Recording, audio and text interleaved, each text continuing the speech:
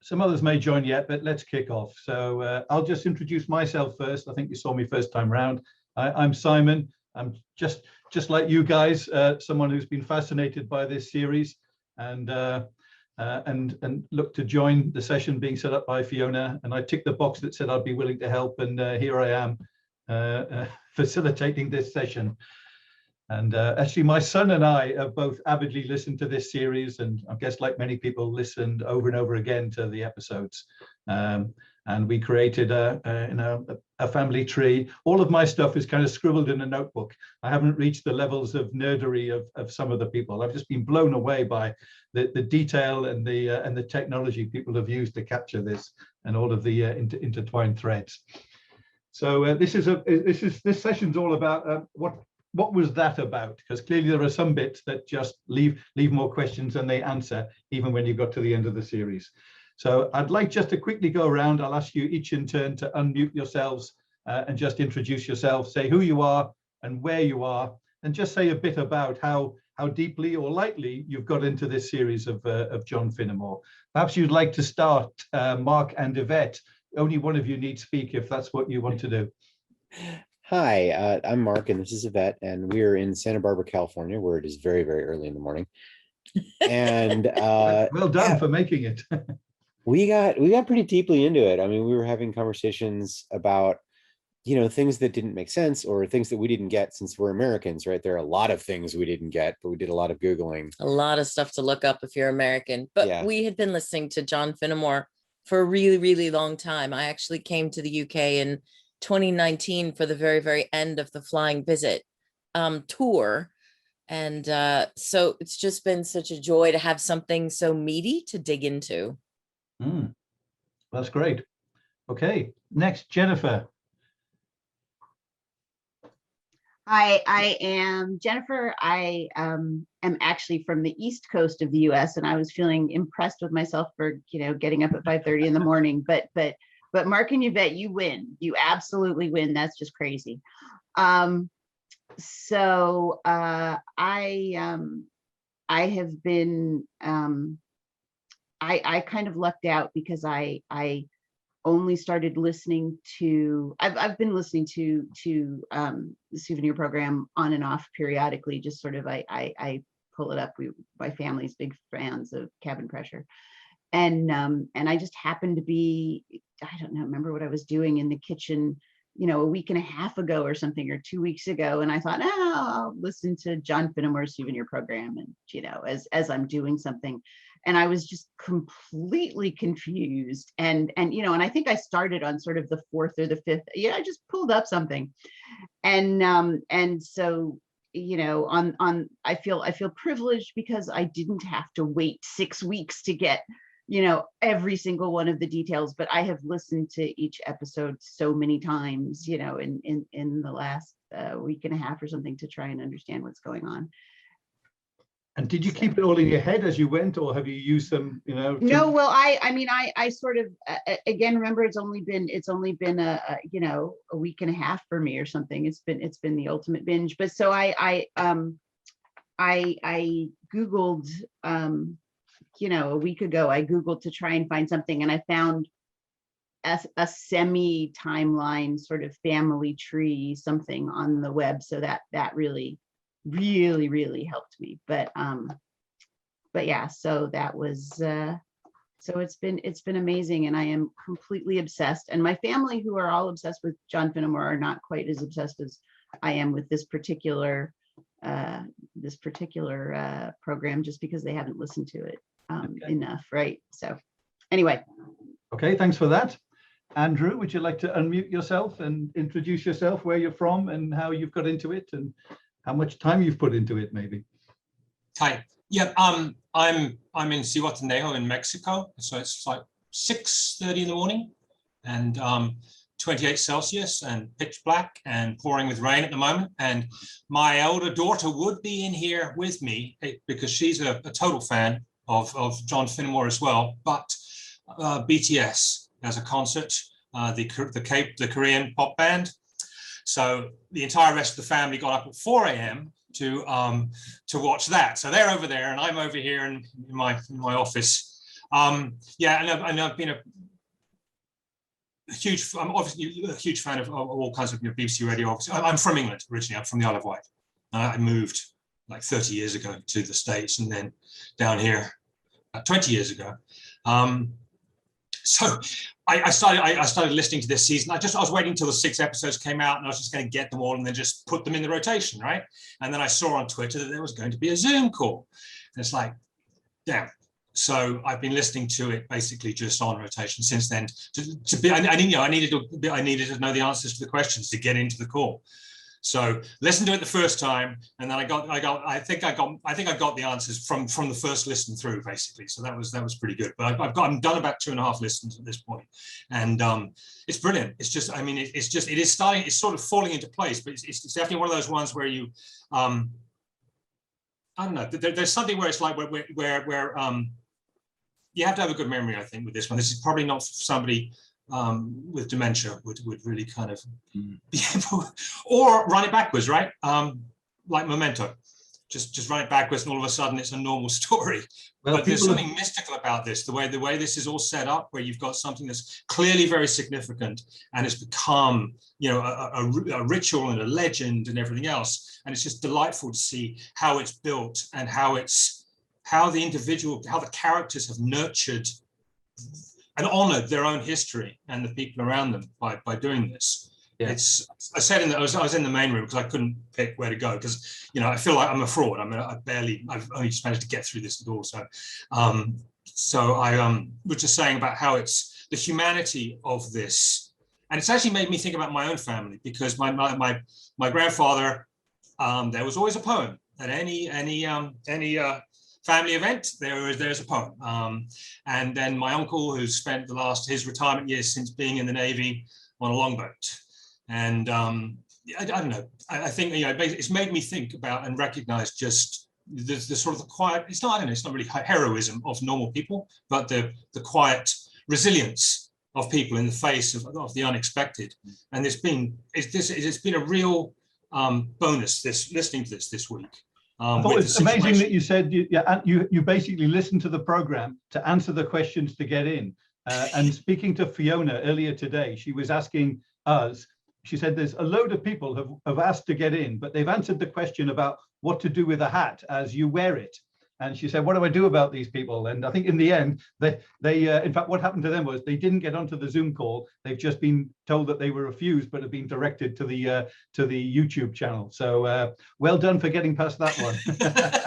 I'd like to ask Mark and Yvette, I thought it was really interesting that you said there were a number of things, because you're from the US, that are, I guess, a bit too English, and you had to Google them. What are some of those things, and were there any left that you still need answers to? Oh yeah, so I mean, there was just it is sort of a thing that happens for us, right? So like, break a duck, right? Like that's a cricket thing apparently, right? And I'm like, cricket? Wow, I know nothing about cricket.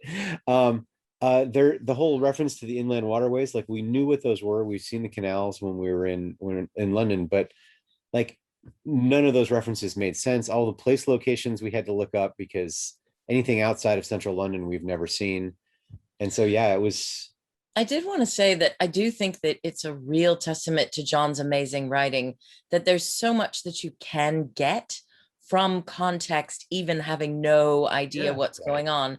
The one thing that was still sort of outstanding to me, and a couple people on Twitter tried to help me with it, was the deal with crew. Of course, that word in English is a thing that you row on boats, right? You're in crew and you get on the boats and you row, and it's something they, you know, do on the East Coast in fancy schools.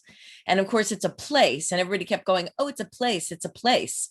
Crew, capital CREWE. And I kept going, yeah. And I get that what she's doing in that sketch is avoiding answering the technical sex question, but why is crew important is still one that is a little mystifying to me. Well, I mean, so crew was the place that was chosen for the meeting of Newt and Susanna, so that he could, as they put it, fill in. He could fill in for her. And by the way, wasn't that whole scene handled just wonderfully and subtly and gorgeous. So beautifully. And bear in mind, we have this thing on the radio that in the UK that you can't broadcast certain types of stuff at certain times. Right. And although there's not a strict rule on that for radio, like there is for TV, they are very careful about what they do. So the idea of someone's brother helping a couple who were perhaps lesbians, or maybe one lesbian, one bi, have a child that was genetically formed from the partner of the other in that way at that time. I was amazed that he kind of managed it, that he achieved that. So, by the way, Crewe is certainly at that time was very important because it was a central railway hub. So you could get to Crewe from pretty much anywhere in the country. So I guess, and I've not thought of this before, so thanks for mentioning that. Why would it be Crewe? It would have been a place that wherever Midnight and Noon were performing, and wherever Newt was at that time, perhaps at home, he could get on a train and get to Crewe because it was a railway hub. Got it. That was lovely. That's cool. It's very fun. Yeah. I know he does a lot of stuff with maps. What were any of the other? There were a couple of other. It was great to see the picture of the Lilo. Oh, right. That's in another the one thing. Like we were like, what is that? And then I have a thought. I mean, about you can that, get it from context. Let somebody else speak. Maybe Andrew or Jennifer. What about the Lilo and what it means to you, or what that scene, that segment meant to you? Jennifer, can I ask you? Can I first ask, is the term Lilo one that you would use for that kind of air-inflated bed that you would have on board? I don't think so. In the States, no. Not in the US, no. I don't know if you noticed, but when Jerry had his stroke or his aphasia or whatever, that he couldn't get his words out, he referred to it as lino, L-I-N-O, which is a similar sounding word, which was a cheap kind of floor covering material that would have been in use at that time. It isn't so common now. So yeah, he was calling the Lilo a lino, but there you go.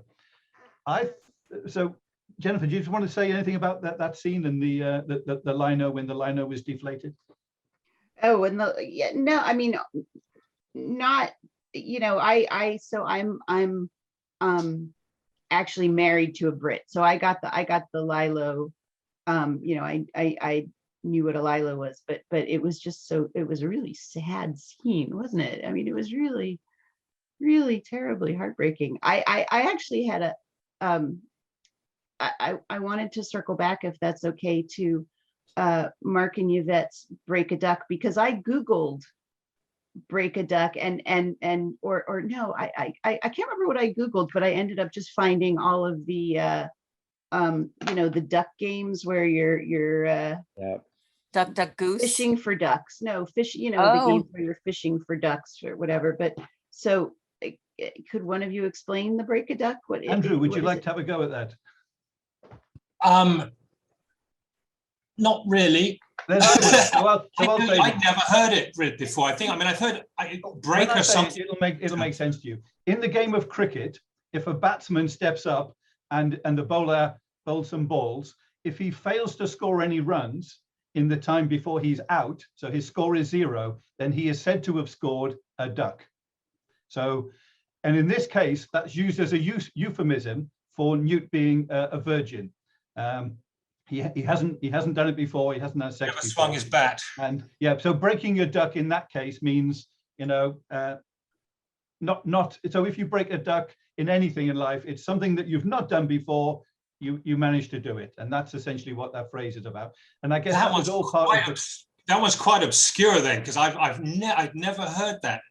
So that was important to know, that Newt was a virgin because he's asexual. He's just not interested in sex at all. And I don't know if you noticed, everyone assumed, including his own sister, that he was gay.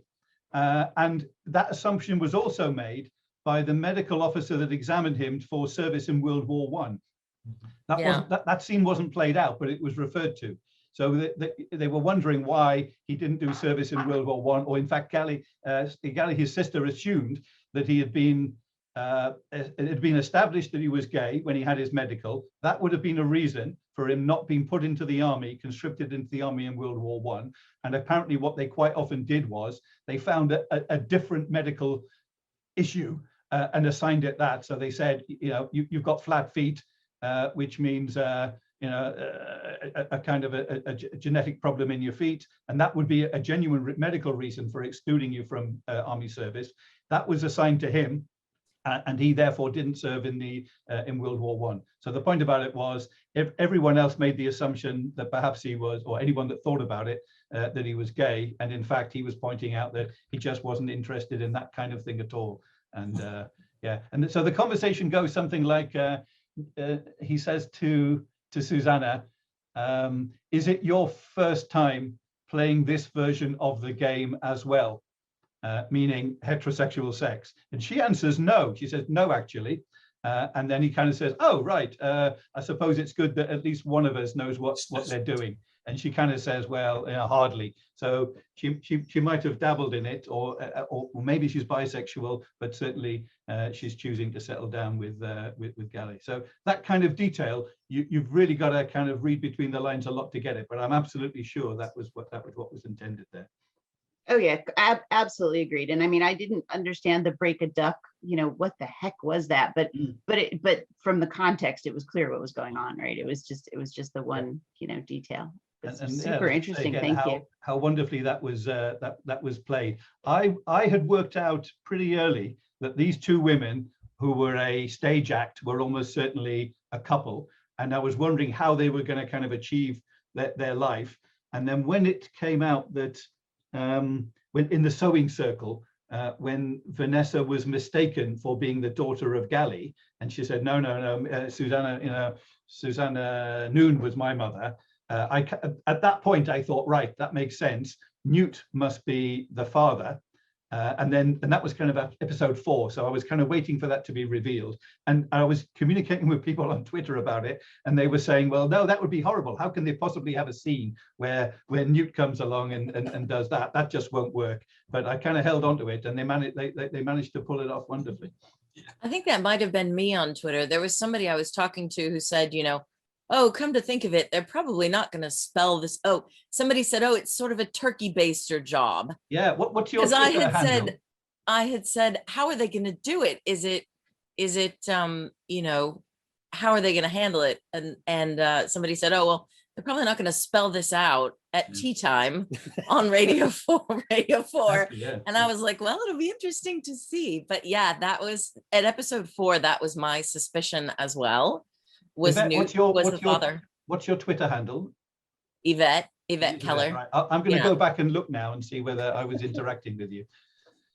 But yeah, Twitter, the thing that was so cool is this whole series was so helpful to be on Twitter, and the community around it just has been so amazing and made the experience of listening so much richer. Don't you find? Yeah. All right, well, so somebody please help me. So the only I found this group because I was Googling and ended up in somebody's Twitter that showed me something that ended up with Fiona's message. But I am such a Twitter non-user. So suppose I actually wanted to follow more of this discussion on Twitter. I have a Twitter account, but that's about it. So give me the 30-second, what should I be searching for on Twitter? Help. If you search for things like hashtag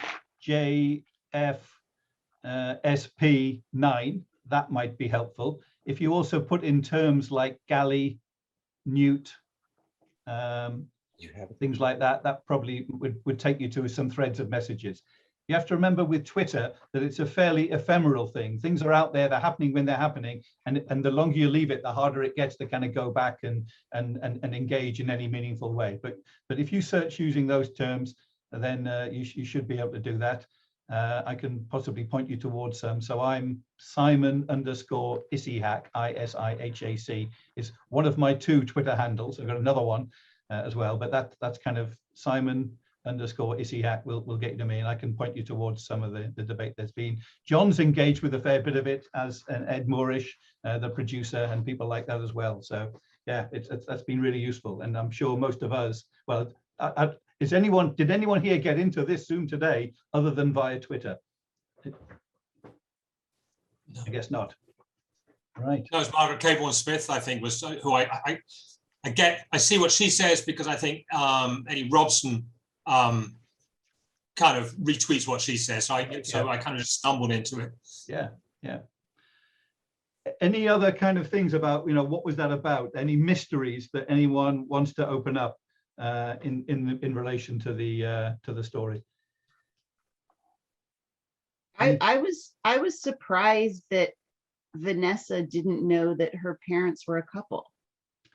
Right. I mean, I suppose for the time, right? But even as late as, right, when she asks, it was the last episode, right, when she was asking Newt, was her mother really her mother, right? I would have assumed by then that Newt might have said something, not necessarily admitting that he was her father. That might be too much, but it was just so, he said something like, she was as much of a mother to you as whatever, and I would have thought that it just seemed so, I don't know, maybe it's just in modern context, but because it wasn't that long ago. So repressed, you'd be amazed at the things that don't get said. And I guess if you're a child, normality is whatever you've grown up with. She grew up with essentially two mothers, a real mother and an effective mother. She had never met her father. She believed he had been a captain and then major who'd gone off to war and never come back. Which was a very common experience. It wouldn't have been. Absolutely, yeah. A lot of people would have had pretty much that experience. It was almost a thing during the First World War that young couples would pretty much try and get pregnant before the guy went off to war in case he didn't come back. And so that was an amazingly common thing.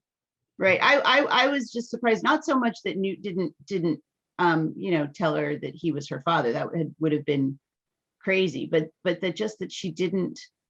I mean, I assume that Gally and Susanna were a couple, right? Yes, of course they were a couple, right? And so just that Vanessa just thought that Gally was just Susanna's companion, right? That she had kind of rallied round. I think they said, right, that was, I don't know. It was just surprising to me that and other people have said. I grew up in the 80s, I suppose, late 70s, early 80s, and the lack of clarity and explicitness around this makes it entirely believable that they're friends. We all live together, and that's as far as it went. No other thought beyond that. Except that, and this has been said by other people, the women in that family were exceptionally good readers of people. Vanessa and Zet and Deborah, etc. So good at telling from the finest nuance what was going on in someone's life. And yet, it does seem that Vanessa never knew that Newt was her father. And that is amazing, isn't it?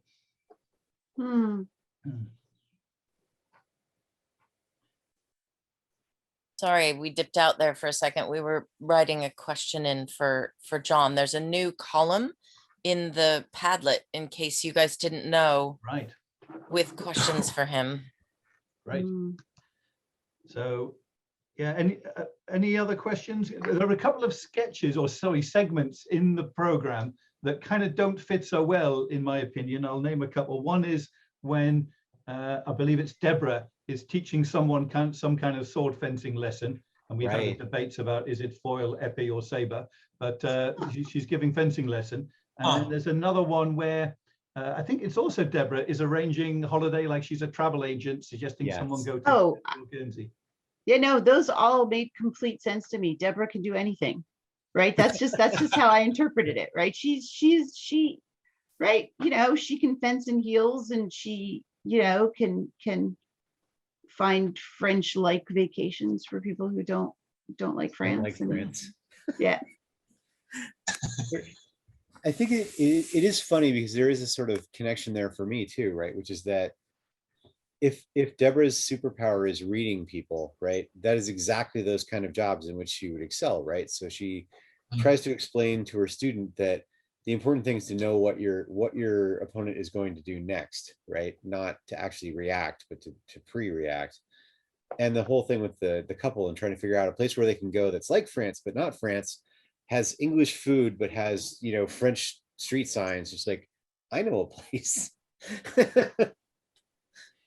So let me put this to you then. How come she couldn't find herself a decent husband? Because she ended up with a bit of a duff one with Cliff, didn't she?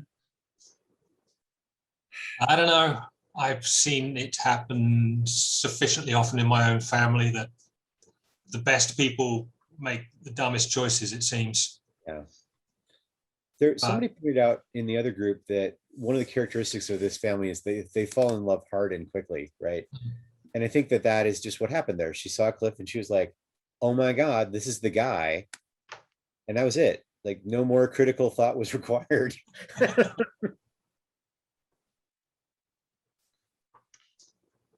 I don't know if we're going to be asked again to feed something back to the main group.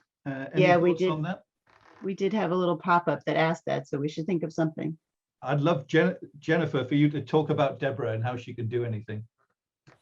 I shared last time. I'm Did you? okay All right. if nobody else if somebody else wants to talk, I would be very happy to defer to them. Anybody else? You're looking at me, but I'm so tired. I mean, it's literally 5 o'clock in the morning. We've been at this since 3. Yeah, I mean, I'm happy to say, but I don't know what to say other than, that we love that Deborah was doing everything. I mean, tell me what to say and I'll say it. I'm happy to talk, but well, why not say that some people, and I would include myself there, didn't really get the sketches about Deborah teaching fencing and being the travel agent, but for you, that just reinforces what a super person Deborah is. She can do anything, fencing in heels, etc.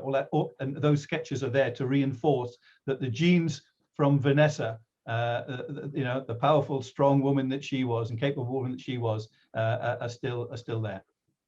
yeah, sure.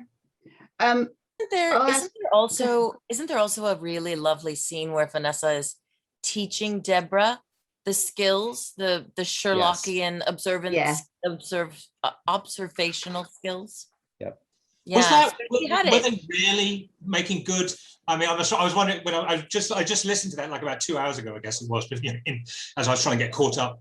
But I thought that perhaps they were kind of bullshitting each other a bit. They were speaking with confidence these deductions, and they were totally plausible, and anyone else you'd believe them. Yeah. Well, she was right about the not being English, right? The guy on the train when she was married, when she was a newlywed. American. He spoke English properly. He was Irish.